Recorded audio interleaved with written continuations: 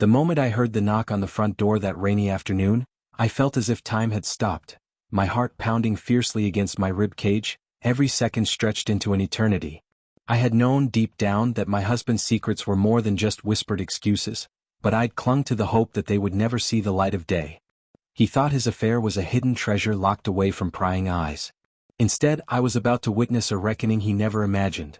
His own mother, with fierce eyes and trembling determination, was standing on our doorstep, ready to expose the truth he desperately tried to hide. I still remember the day when everything started to unravel. It had been a sunny morning, the kind that makes you believe the world is full of possibilities, and I was busy preparing breakfast in our modest kitchen. My husband, Richard, had kissed me goodbye in his usual gentle way, promising that he'd be home for lunch after an important meeting. I watched him leave with a smile, thinking about how lucky I was to have someone who always cared. But even then, a subtle tension lingered in his parting glance, a fleeting moment that I dismissed as stress from work. I never imagined that, behind that caring smile, lay a secret life that he thought he could keep hidden forever. For years, we had built a comfortable life together. We met during our early 20s at a mutual friend's party, and I was instantly drawn to his charm and sincerity. Our relationship blossomed slowly, filled with tender moments, shared dreams, and plans for the future. We moved into a small house in a quiet neighborhood, where every street corner held memories of our early love. I trusted him completely, perhaps too completely, and I believed that our bond was unbreakable. Yet as time went on, I began to notice small cracks. Late nights became more frequent. He would come home with vague excuses that made no sense, and his phone, once an open book on our coffee table, was suddenly guarded as if it held secrets too precious to share. I tried to ignore these subtle shifts, convincing myself that every relationship has its rough patches, that love endures even through uncertainty. One evening, as I was tidying up the living room and preparing for dinner, I overheard him speaking in hushed tones on the phone. The conversation was soft and familiar in a way that I couldn't quite place. Whispers of plans, secret rendezvous, and names I'd never heard before. I felt a cold knot form in my stomach, a premonition of betrayal that I had long tried to ignore. I brushed it off initially, telling myself I was being paranoid, that maybe work had become more complicated. But as the days passed, my suspicions grew louder, until one day I stumbled upon an email that confirmed everything. A message from his colleague detailing a series of after-hours meetings at an upscale restaurant that I'd never seen him mention before. The evidence was damning, a trail of receipts, messages, and even photos that painted a picture of a double life he had carefully constructed, a life I was never meant to know. The pain of that discovery was overwhelming. I spent nights in a daze, tears streaming down my face as I tried to reconcile the image of the man I had loved with the stranger he had become. I felt betrayed not only by his actions but by the very foundation of trust on which our marriage was built. I confronted him one evening, voice trembling with hurt. "How could you do this?" I asked, barely able to form the words. His responses were halting, filled with excuses about stress, loneliness, and work commitments. I could see the guilt in his eyes, but it wasn't enough to ease the ache in my heart. I realized that the man I thought I knew was gone, replaced by someone who had been living a lie just when I thought the devastation couldn't worsen. A twist of fate forced the truth into the open in the most public way imaginable. It all came crashing down on an ordinary Tuesday afternoon. I had been at home, still reeling from the betrayal, when the doorbell rang. I wasn't expecting anyone. My mind was a swirl of anger and sorrow, and I had scarcely mustered the strength to confront my husband's lies again. When I opened the door, I was stunned to see his mother standing there, rain-drenched and resolute, clutching an envelope in her hand. Her eyes, usually so kind and gentle, burned with a mixture of sadness and determination. "Your son has been lying to us all," she said in a voice that trembled with barely contained emotion. I stared at her, unable to believe what I was hearing. His own mother, the person who had always spoken of family honor and the importance of truth, was here to confront him, before I even had a chance to do so myself. She had somehow learned of his affair, and her intervention was swift and merciless. I watched, horrified and yet oddly relieved, as she recounted the details to a small group of shocked relatives gathered on our doorstep. It seemed that the secret he thought was so carefully hidden had leaked out through the channels of our family. His own mother had become the one to expose his deceit, and in doing so, she shattered the fragile remnants of our shared illusions. The conversation on our doorstep was a cacophony of whispered accusations, tearful confrontations, and a collective sense of betrayal that reverberated through every family member present. I stood there, silent, absorbing every word as if each one were a blow to my already broken heart.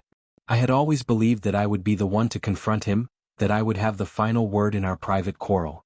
But now, his mother had taken that mantle, and in doing so she had forced him to face the full weight of his actions in front of everyone who mattered.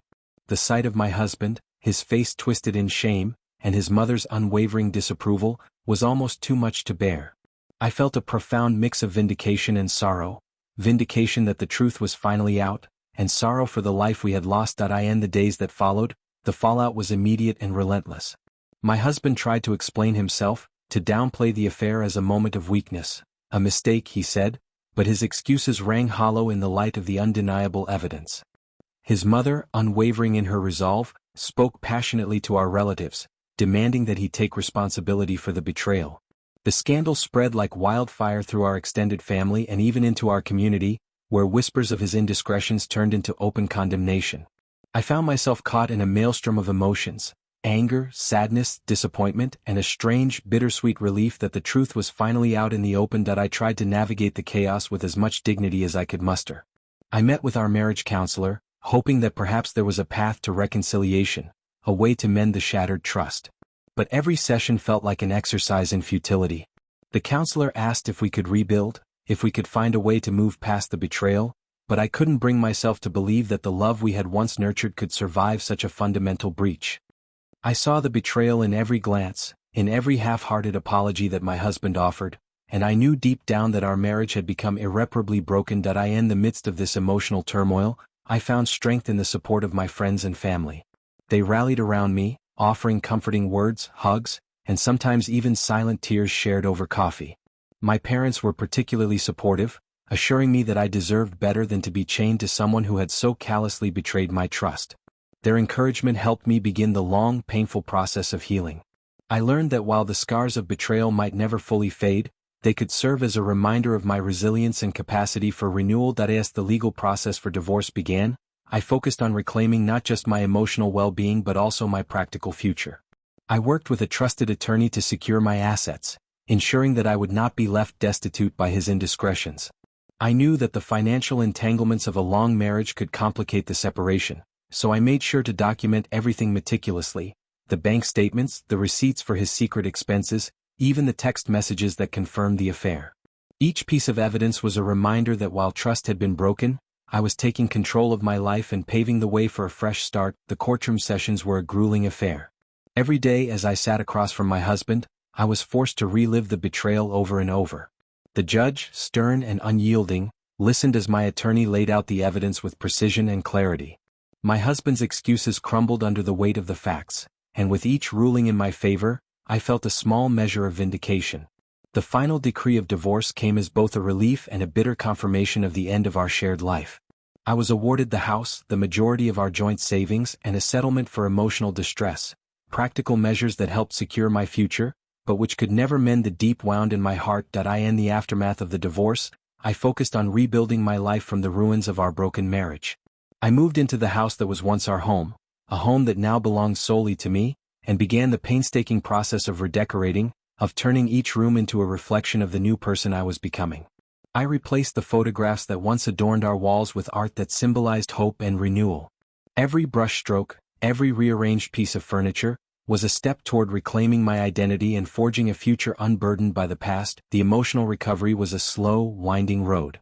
There were nights when the pain of betrayal would surge unexpectedly, the sound of a familiar song, a casual comment from a friend, or even a quiet moment by the window looking out at the street where we once walked together. In those moments I would allow myself to cry, to feel the loss of a love that had turned out to be nothing more than an illusion.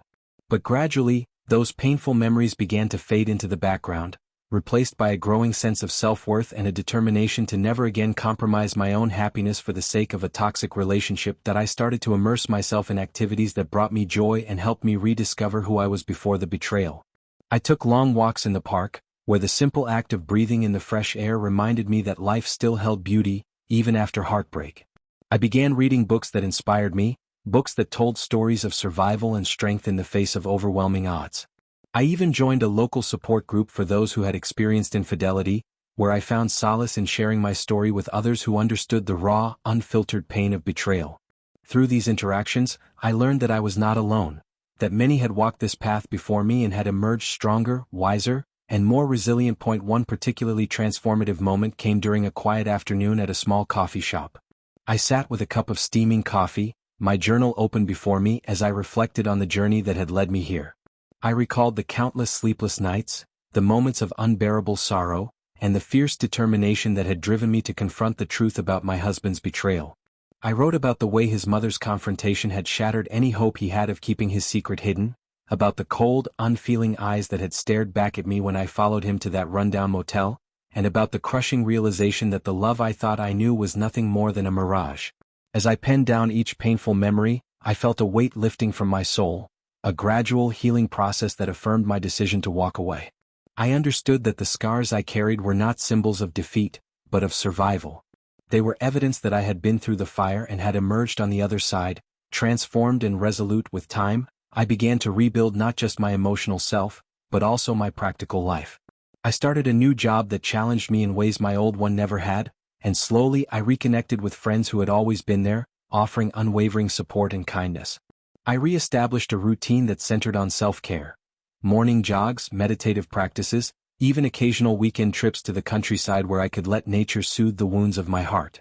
Each day was a small victory, a testament to the fact that I was reclaiming my life piece by piece. I found that in embracing the pain and learning from it, I was able to rediscover a part of myself that had been suppressed by years of unspoken hurt. In the quiet moments, when I found myself alone in the stillness of my reclaimed home, I often reflected on the journey of betrayal and healing. I wondered if my ex-husband ever truly understood the gravity of what he had done, if he felt the weight of every lie he had told, every secret he had kept. I sometimes imagined him alone in that rundown motel, living a life of regret and isolation, a life where his choices had left him with nothing but the echoes of his own deceit. And in those moments I felt a complex mix of sorrow and satisfaction. I didn't revel in his downfall, nor did I wish ill upon him. I simply knew that he had made his choices, and now he must live with them, just as I had learned to live with mine. My journey from that painful day in the hospital, when I first learned of his betrayal, to the moment I packed my things and left for good, has been a long, arduous one. There were moments when I doubted myself, when the weight of the betrayal threatened to crush me under its relentless pressure. I questioned whether I would ever be able to trust again, whether I could ever allow someone into my heart without the fear of being deceived. But as the days turned into weeks and the weeks into months, I discovered a resilience within me that I never knew existed. A quiet, steadfast strength that grew with every step I took toward healing. I learned that the process of rebuilding after betrayal is not a linear path. There were days filled with hope and moments of joy, interspersed with long nights of sorrow and introspection. I learned to celebrate the small victories, a smile from a friend, a kind word from a stranger, the beauty of a sunrise, as signs that life was still full of promise.